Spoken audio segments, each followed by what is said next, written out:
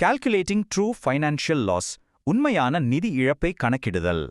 சரி, இப்போ ஹார்ட் டேட்டாவுக்கு வருவோம்.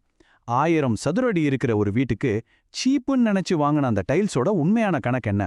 செராமிக் டைல்ஸ் வாங்கினா லேபர் கூலியோட சேர்த்து மொத்தம் 60,000 ரூபாய் செலவாகுது. அதுவே தரமான விட்ரிஃபைட் வாங்கினா 85,000 ரூபாய் ஆகுது. ஸ்டார்டிங்ல ஒரு 25,000 ரூபாய் மிச்சப்படுத்துறீங்க. ஆனா இந்த மிச்சம் அப்படிங்கிறது வெறும் தற்காலிகமான ஒரு மாயை மட்டும்தான். ஏன்னா கரெக்டா 2 வருஷத்துல அந்த தரை உடைஞ்சு கரை பழிஞ்சு பார்க்கவே அருவருப்பா மாறிடும். விரிசல் விட்ட தரையால உங்க வீட்டை விற்கும்போதும் அதோட மதிப்பும் பல லட்சங்கள் குறையும்.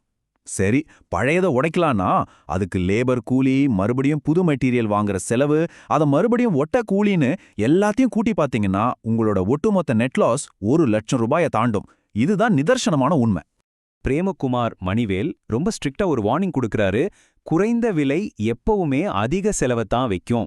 ஒரு வீட்டை கட்டும்போது பெர்மனண்டா இருக்க வேண்டிய ஒரு விஷயத்துல பட்ஜெட்டை குறைக்கிறது நீங்க ஒருபோதும் விழவே கூடாத ஒரு மிகப்பெரிய பொறி.